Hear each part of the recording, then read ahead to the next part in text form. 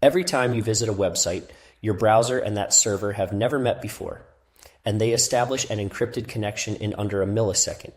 Here's exactly how that works. TLS, Transport Layer Security, is the protocol that encrypts data moving between your browser and a web server. It's what puts the S in HTTPS. When you see that padlock in your address bar, TLS is what earned it. Think of it like a sealed diplomatic pouch.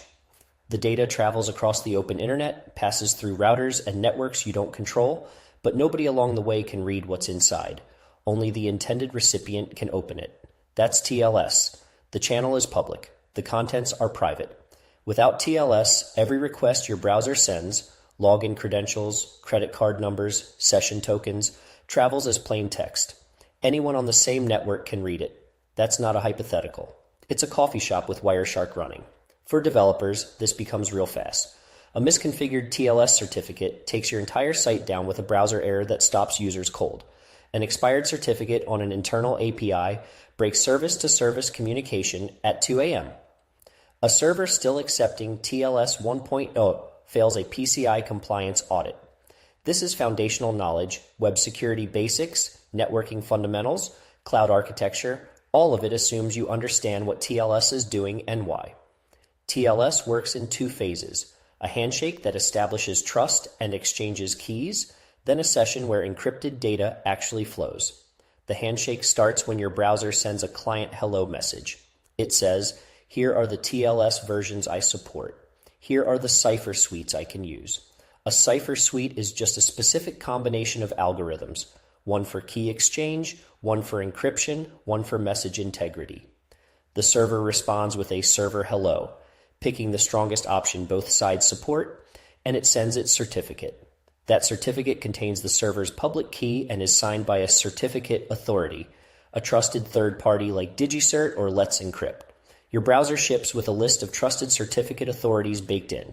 It checks the signature chain. If it traces back to a trusted root, the certificate is valid. Okay, so here's where it gets interesting. In TLS 1.3, the current standard, the client immediately uses the server's public key to help derive a shared secret through a process called the ephemeral Diffie-Hellman key exchange. Neither side ever transmits the actual secret. They each contribute mathematical values, and through the properties of the algorithm, they both arrive at the same key independently.